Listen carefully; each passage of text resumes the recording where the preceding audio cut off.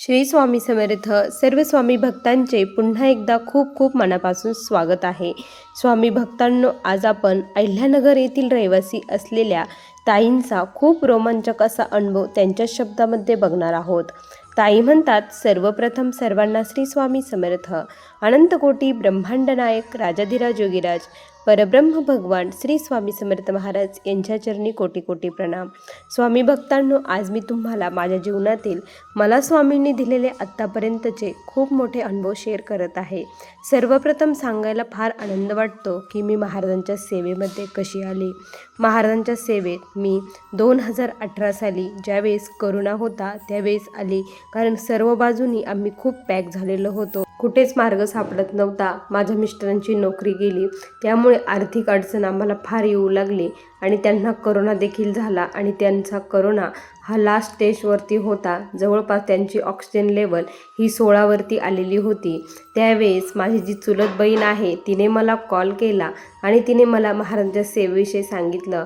तिने मला महाराजांचं तारक मंत्र आणि धुमावती तीर्थ त्यांना देण्यासाठी सांगितलं आणि तीच सेवा मी केली. कारण आपण ज्यावेळेस पूर्णपणे हतबल होतो, कुठेच काही मार्ग सापडत नसतो, त्यावेळेस कोणी काहीही सांगू आपण लगेच त्याच्यावरती विश्वास ठेवतो आणि तेच करायला लागतो. मी देखील तसंच केलं. मी महाराजांवरती विश्वास ठेवला आणि ती सेवा केली आणि काय आश्चर्य, खरंच माझ्या मिस्टरांना त्यातून बरं वाटलं. धुमावती तीर्थाने त्यातून ते बाहेर आले, कारण त्यांच्याजवळचे जे काही पेशंट होते ते सर्व काही एक्सपायर झालेले होते, पण माझे मिस्टर हे सुखरूप घरी आले, हे महाराजांच्या कृपेने.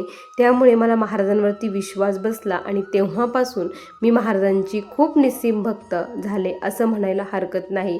महाराजांची घरामध्ये देवपूजा होणे, आरती करणे, त्यानंतर तारक मंत्र म्हणणे, श्री स्वामी समर्थ या मंत्राचा जप लावणे, जप करणे, नित्यसेवा करणे, या सेवा सुरू झाल्या. मी बाकीच्या काही सेवा करत नसली तरी नित्यसेवा मी माझी कधीच सोडत नाही. तेव्हापासून मी 3 अध्याय 11 माळी, काही हो, कुठे जाऊ, काही हो, फक्त 5 दिवस बंद ठेवते. विठळ वगैरे पडला तर तरी देखील नामस्मरणाची सेवा करते आणि मोबाईलवरती मी स्वामीचरित्र ॲप घेतलेला आहे, त्यामध्ये महाराजांचे 3 अध्याय वाचते. पुस्तकाला हात न लावता जर काही प्रॉब्लेम असेल तर अशी सेवा करते. मी अखंडितपणे ही नित्यसेवा महाराजांची करते. या नित्यसेवेमुळे महाराजांनी मला खूप मोठे मोठे अनुभव दिलेले आहेत. आता ते अनुभव मी तुम्हाला तुमच्यासोबत सांगते. त्यानंतर 2022 साली आम्हाला सर्वप्रथम अक्कलकोटला जाण्याचा योग आला. मी आणि माझे मिस्टर आम्ही दोघेच अक्कलकोटला गेलो. मिस्टरांचाही महाराजांवरती खूप विश्वास बसलेला होता, कारण माझ्या मिस्टरांना जी काही नोकरी पुन्हा मिळाली होती ती फक्त स्वामींच्या कृपेमुळे, स्वामींच्या सेवेने त्यांना त्या अगोदरच्या नोकरीपेक्षा ही नोकरी खूप छान मिळाली होती. त्यामुळे त्यांना देखील महाराजांवरती विश्वास बसला आणि आम्ही दोघांना अक्कलकोटला जाण्याचा योग महाराजांच्या कृपेने आला. आम्ही 3 दिवस तेथेच राहणार होतो, महाराजांची सेवा करणार होतो आणि मग आम्ही दोघेच गेलो. मुले घरीच होती, माझे नणंदबाई घरी आलेल्या होत्या, मुलांच्या सोबत त्या होत्या आणि आम्ही दोघे निवांत गेलो. आम्ही बसने आमचा प्रवास सुरू केला. अक्कलकोटमध्ये आम्ही पोचलो. ज्यावेळेस संध्याकाळी अक्कलकोटमध्ये पोचलो तिथे आरती, शेज आरती वगैरे केली. त्यानंतर आम्ही मठाच्या जवळच रूम घेतलेली होती, तिथेच राहिलो आणि महाराजांची तिथे जी काही भेटेल ती सेवा करू लागलो. सोबतच जपमाळ, स्वामीचरित्र घेऊनच गेलेलो होतो, ती सेवा करत होतो. तिथे झाडून घेण्याचं, फडची पुसण्याचं जे काही काम असेल ते काम करू लागलो, ती सेवा करू लागलो. महाराजांचं अस्तित्व तिथे क्षणोक्षणी जाणवत होतं. महाराज इथे आहेत, इथे बसलेले होते. 21 वर्ष या भूमीमध्ये महाराजांनी वास केला आणि इथे वटवृक्षाखाली जे महाराज प्रश्नोत्तर सोडवायचे त्या वटवृक्षाच्या तिथे गेलं की महाराज इथे असल्याचा मला कंटिन्यू भास होत असायचा. तिथे मी महाराजांना एकच इच्छा व्यक्त केली की मला तुमचं दर्शन पाहिजे आहे.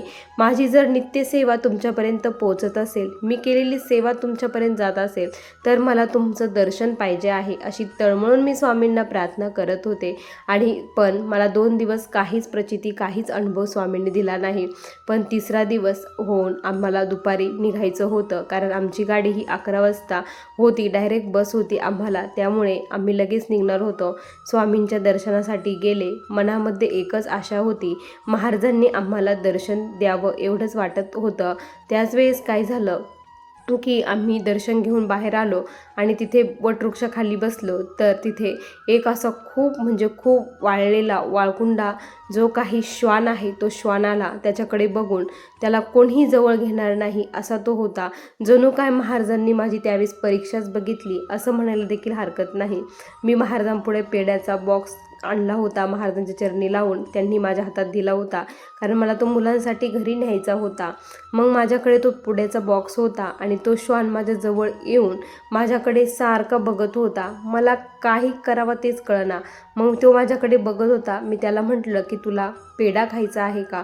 तर मी त्याला एक पेढा खाली टाकला, तर त्याने तो पेढा खाऊन घेतला. त्यानंतर जे दुसरे पेढे होते ते देखील मी त्याला दिले आणि त्याने ते देखील खाल्ले. सर्वजण माझ्याकडे बघत होते. तो दुसऱ्यांकडे कुणाकडे जात नव्हता. आणि विशेष म्हणजे माझ्या समोरच एक ताई होत्या, त्यांच्याकडे देखील पेढ्याचा तोच सेम बॉक्स होता. त्या देखील त्याला तो पेढा देत होता. त्यांनी त्यांचा पेढा खाल्ला नाही. माझे सर्व पेढे त्यांनी खाल्ले, पण त्यांचा पेढा त्याने तसाच ठेवला आणि तो तेथून निघून गेला. याच्यातून महाराजांनी मला असं सांगितलं की तुझी जी सेवा आहे ती माझ्यापर्यंत पोहोचलेली आहे आणि त्या श्वानाच्या रूपामध्ये जणू काय महाराजच मला दर्शन देण्यासाठी आले होते. मला ते बघून खूप आनंद झाला. त्या ताई देखील म्हटल्या की तुम्ही किती भाग्यवान आहात की बघा ना, तुमचा सर्व प्रसाद त्यांनी ग्रहण केला आणि माझा पेढा खाल्ला नाही. महाराजांनी तुम्हाला खूप छान प्रचिती दिली. मला खूप छान वाटलं की महाराजांनी मला दर्शन दिलं, प्रचिती दिली. त्यानंतर आम्ही घरी आलो. घरी आल्यानंतर देखील जेव्हा मी घरामध्ये महाराजांपुढे गेली, देवपूजा केली, दुसऱ्या दिवशी सकाळी मला जे काही आपले चाफ्याची फुलं आहे त्या चाफ्याच्या फुलाचा प्रचंड घरामध्ये सुगंध दरवळू लागला.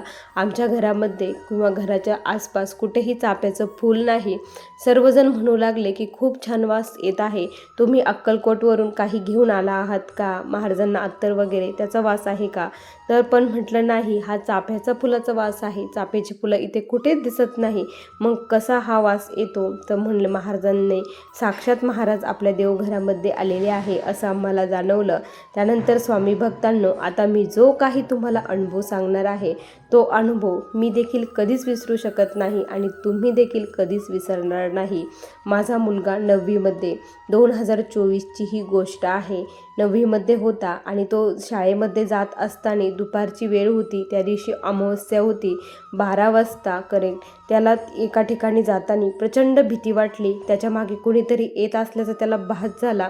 तो प्रचंड घाबरला आणि घरी आला. त्यानंतर त्याला खूप थंडी, ताप जोरामध्ये आलं. तो खूप थरथड उडत होता आणि त्याने मला सांगितलं की आई, त्या ठिकाणी मी खूप घाबरलो आणि मला खूप भीती वाटली.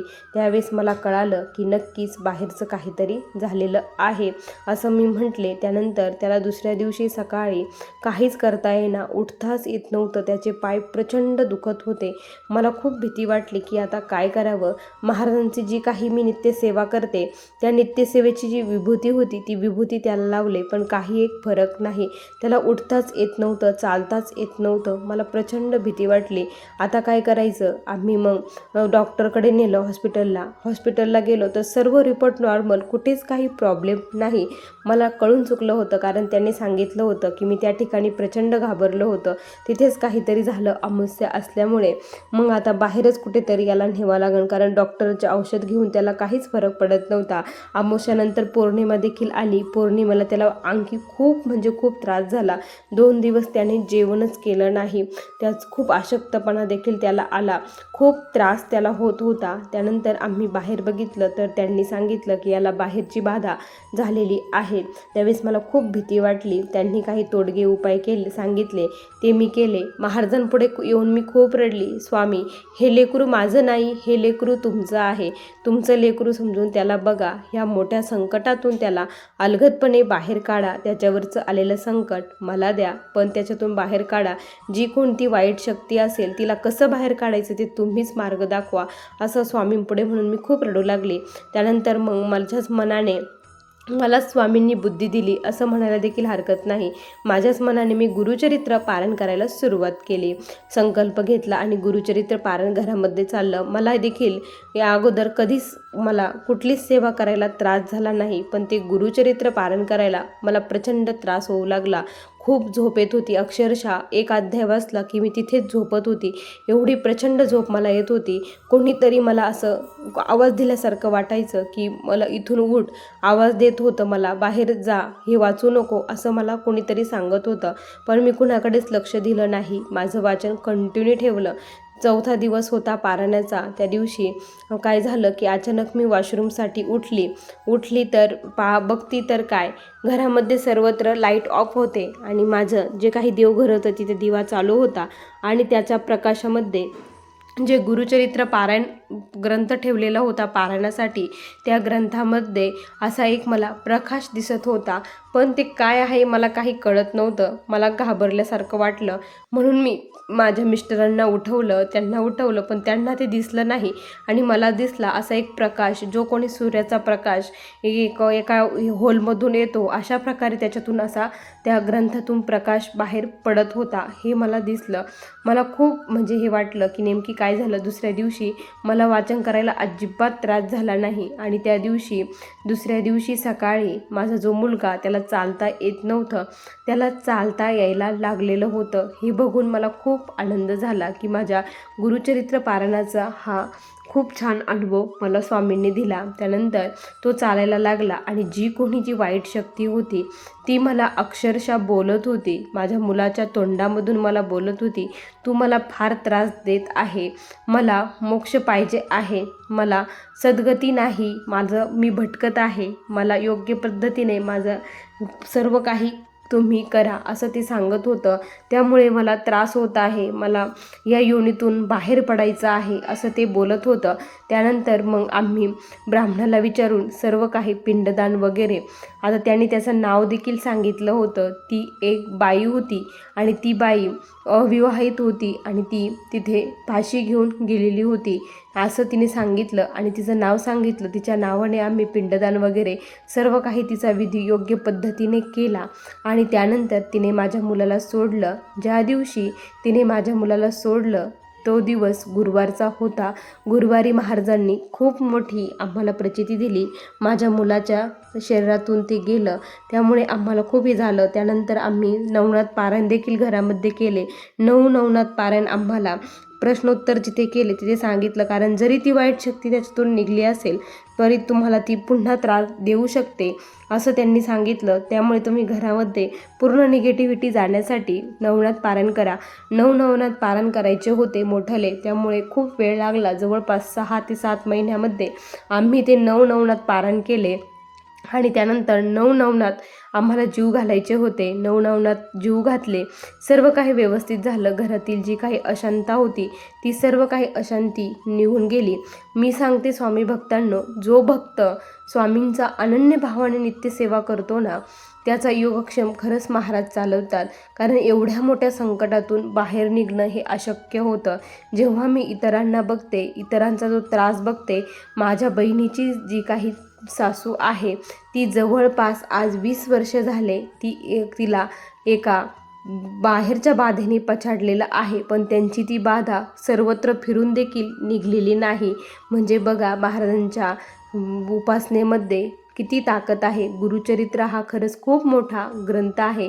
या ग्रंथाचे प्रत्येक स्वामी भक्तांनी पारायण करावं. त्याचबरोबर महाराजांची नित्यसेवा करावे. म्हणजे अशी काही आपल्यावरती संकट ओढवलं गेलं तर महाराज आपल्याला त्याच्यातून तारून नेतात. माझ्या नित्यसेवेचंच हा फळ आहे असं मी म्हणेल. मी माझी नित्यसेवा कधीच सोडत नाही. माझे मिस्टर देखील करतात. महाराजांनी हे आम्हाला खूप मोठे आत्तापर्यंत दिलेले अनुभव आहेत. असे माझे हे अनुभव होते. आणखी देखील खूप आहे, पण नंतर मी तुम्हाला माझे ते अनुभव सांगेल. श्री स्वामी समर्थ. बघा स्वामी भक्तांनो, किती सुंदर अनुभव आहे या ताईंचे. तुम्हाला हे अनुभव कसे वाटले नक्की कमेंटमध्ये कळवा. पुन्हा भेटूया अशा सुंदर अनुभवासोबत. तोपर्यंत सर्वांना श्री स्वामी समर्थ. जय जय स्वामी समर्थ. श्री गुरुदेव दत्त.